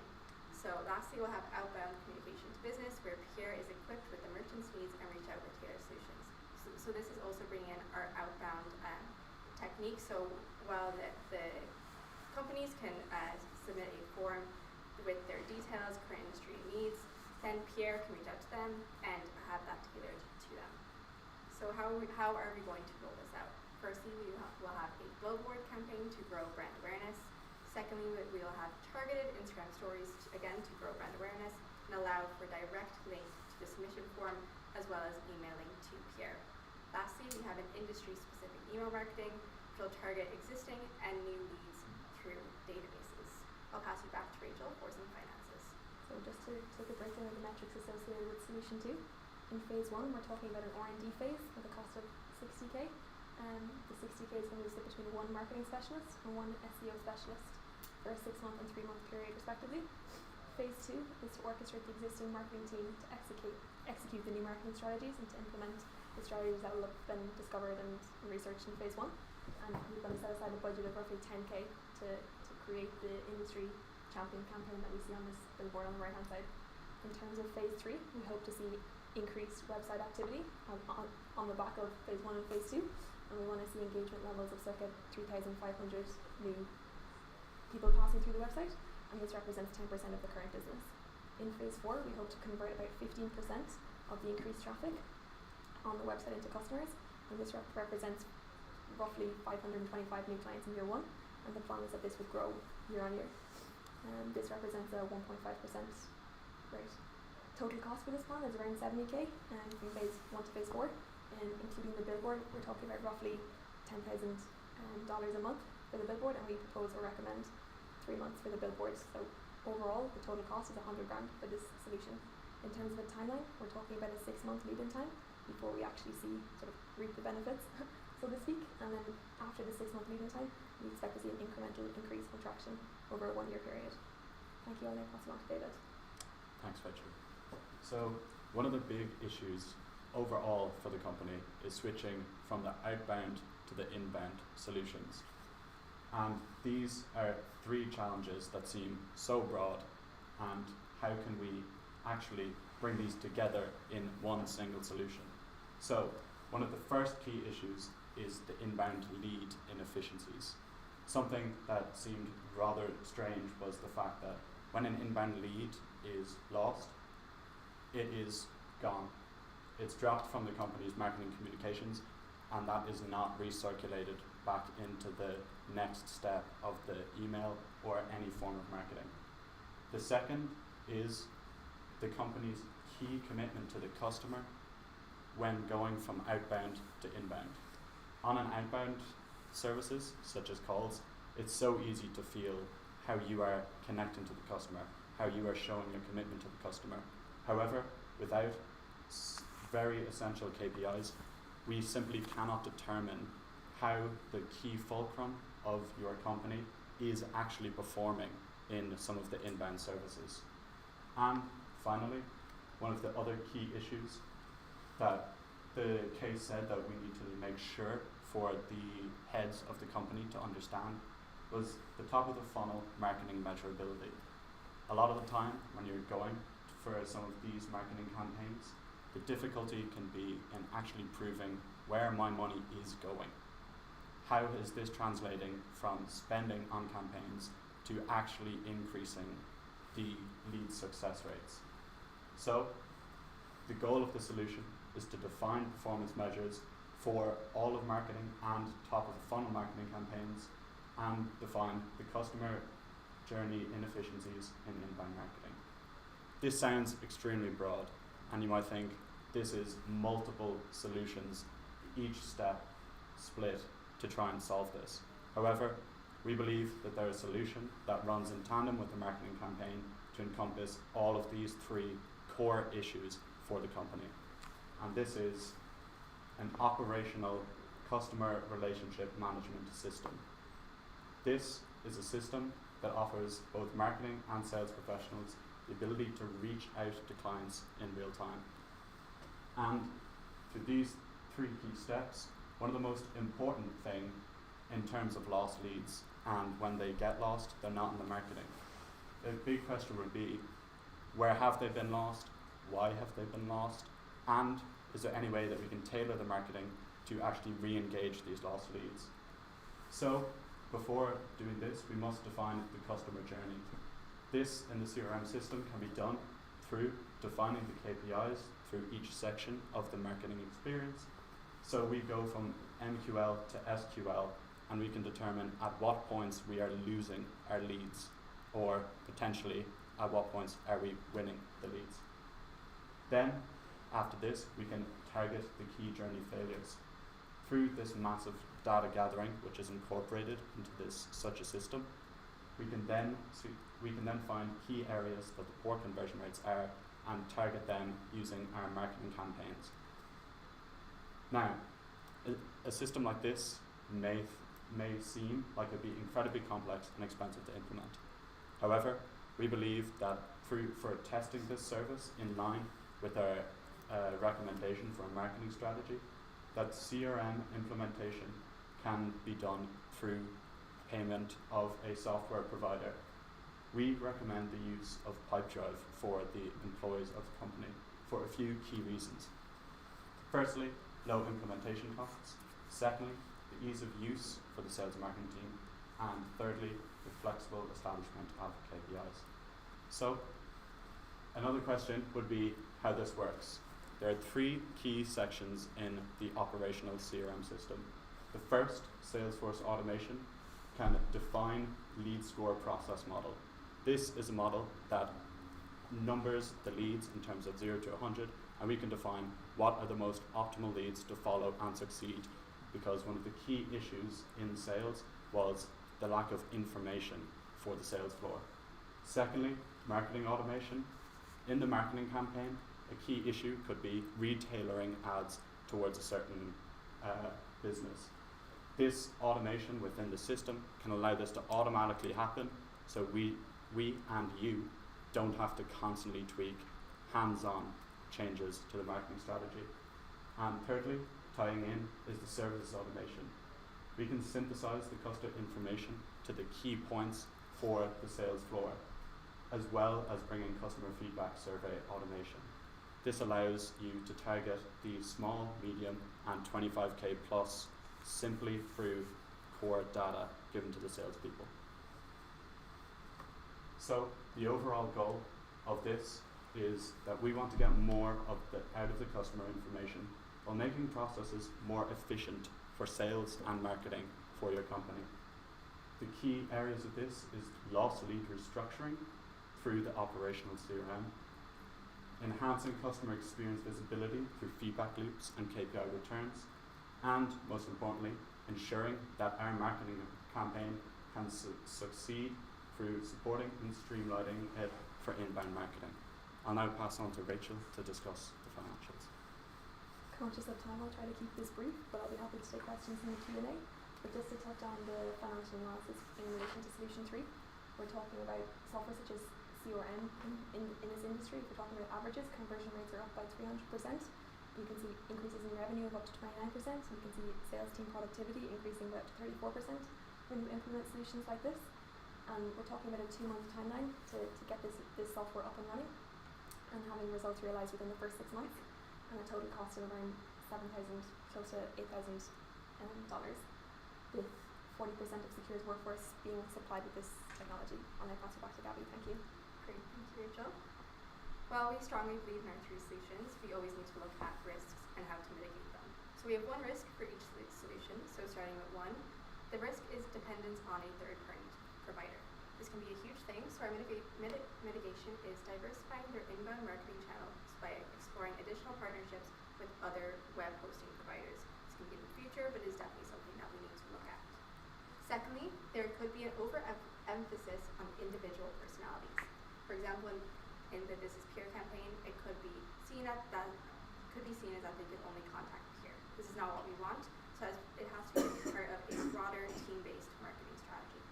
Lastly, data security and compliance concerns are always a huge thing, so we'll implement robust data encryption protocols and security measures within their CRM systems to protect our customer data.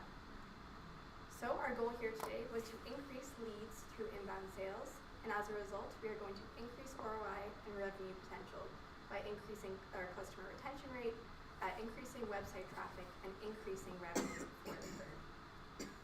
Let's let the hummingbird fly. Thank you. Thank you. Presentation now over. We can proceed with the Q&A period. Just a reminder, it's going to be 10 minutes long. Thank you. So I have a question about the web hosting idea. So just to make sure I understand what you're saying, so we go to Bluehost, and is there some sort of like payment integration we're using with them? So like, do we need to develop like a plugin for their site and then plug in and then pay through e-com? Yeah, so basically the reason that we decided to go with Bluehost was because they have so many clients. And the way that it works would be, Bluehost would give you the data, and what X-Ray Payment Solutions is all about, secure payment experts, what you're all about is finding the perfect payment provider for your client. You have all this data from Bluehost, and Bluehost already has the payment processing system in the website, so it's all about finding the perfect provider, linking them up with Bluehost, and they integrate themselves, because it's all already there.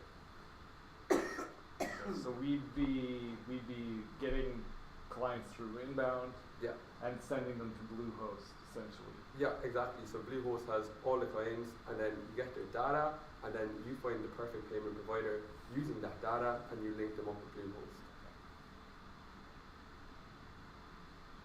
And that would be obviously just for online sales, correct? Yeah, exactly.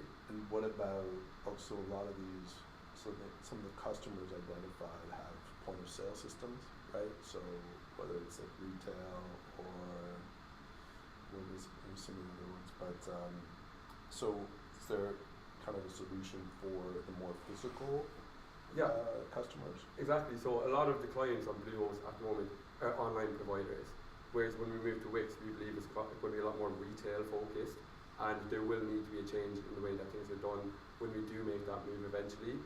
In terms of point of sale systems, there are different providers that are better in that area, especially when it comes to processing fees and tax and things like that. Obviously, we need to find different providers in that area if we were to go down that route. But that's a problem for the future that we will think about. We'll build up more tacit knowledge while we're working with Bluehost. We'll understand in terms of what clients are actually looking for using that data. And then eventually when we do move on to Wix, we'll have more tacit knowledge to utilise in terms of finding the perfect provider for the clients using the data that we have been given from the website provider. Again, so what is the total upfront investment that is required in order to come with a three-pronged solution? Total. Total, you're talking about roughly 500K. 500,000. If you implement all of them simultaneously. That was for CRM, marketing, and the partnership with Bluehost, right? Including a little bit of a buffer, exactly. And then you'd see revenues coming in sort of staggered after that, depending on how quickly we implement each of the solutions. Some start 3 months, some start 6 months. So you see a return, sort of the return will get greater as time goes on. And you outlined the cost, if you go back to that slide, you outlined the cost of $7,800 per employee, 156 employees. Will that be done all upfront? So The CRM. it's 7,800 in total. So joining the system, it's about 50. It's 50 for employee. For the professional service that's offered with the service so the provider total that we cost chose. is 7,800. Yes. To CRM. So it's 50 an employee, and we're talking about giving it to roughly 40% of the workforce. If we're gonna. That's just the training. No, that's access to the full access to the platform. So it's a very cost-efficient platform. Yeah, I think one of the key reasons we firstly looked at it was because one of the biggest issues with the marketing was, again, actually proving, when you have certain things like the online marketing, how is this actually affecting the lead sales performance, and how we can tell you how this is going in terms of where your money is going. However, one of the key issues we immediately bumped into with the CRM system is that it can be very expensive to develop before implementation. So we thought, as you'd want to get it up and running quickly to prove that the marketing strategy is either performing or underperforming, we recommend using a service provider for CRM where you can pay per subscription per employee for access to their CRM system that's linked with your company, as to massively reduce costs for initial implementation. So the $49.90 is per employee per year? What is $49.90? Is it, is that a SaaS model? Is that a recurring? Yeah, it's a recurring model. So is your math correct? So if it's $49.90 per employee, is it per month times 156 employees? Just something. And the follow-up question to that is, Rachel, I'd love to see the breakdown. How did you get to 500K? So if we can maybe walk back through to the. Before you do, is it Yeah, possible? so this is annual. So it's a $49.90 per employee. Yeah. Yeah, exactly. So it would be $49.90 per employee per year. So that would give you a total of 7.8K a year. Yeah. So it's a really, really low cost for like a really high potential return on investment, which is what you think is such a unique strategy. Is it me or is it too good to be true? The thing about these systems is because you're buying in bulk for so many employees, you get it at a much cheaper rate. So Pipedrive, the solution that we're going with, that's their pricing model for an annual subscription. Okay. And then, Rachel, do you have the breakdown on the 500K? How you got to 500K? So if we can just maybe look through each of the financial slides. Awesome. So if we take it back to person. Exactly. So if we take a look at solution one, just if we take a look at the second bullet point, we're talking about an annual cost of 55K for the relationship manager that we're talking about implementing in terms of the Bluehost relationship with Secure, and we're talking about a cost of 25K for the R&D specialist for 6 months. So if we're talking about looking at that cost, we've got the solution for 1 year, we're talking about slightly over 100K. If we take a look at solution 2, we can see a total cost again of about 100K. So if we're recommending 3 months for the billboard, we're talking about 10K a month for the billboard. We have the billboard prices range from starting at 5K up to 25K, and we've selected sort of somewhere in the middle, sort of conservatively. So we're talking about 100K for the solution as well for the total cost. If we include the phase 1, if we include the specialists that we're talking about hiring, and then if we take a look at solution 3, we mentioned our 7,800 for total cost. So the buffer there is rather large, so we're talking closer to 2,500. But when we started planning overall, we sort of set a marketing budget of 500,000 to implement all of our solutions. And as time goes on, some solutions might take longer to implement. We might require some specialists for more time. So overall, max, we're talking about 500K. In reality, based on figures in here, we're talking 250, but we have included a buffer, so max $500,000. Just approximately 2 minutes left. Any questions?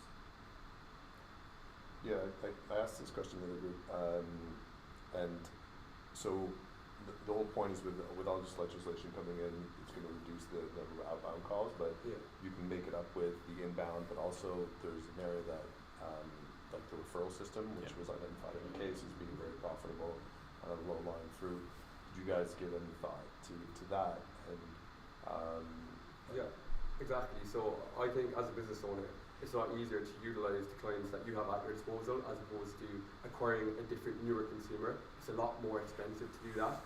And we have given thought to it, and we do believe it's something that they can utilize in collaboration with Strategy 2. So Strategy 2 actually gets around one of the regulations.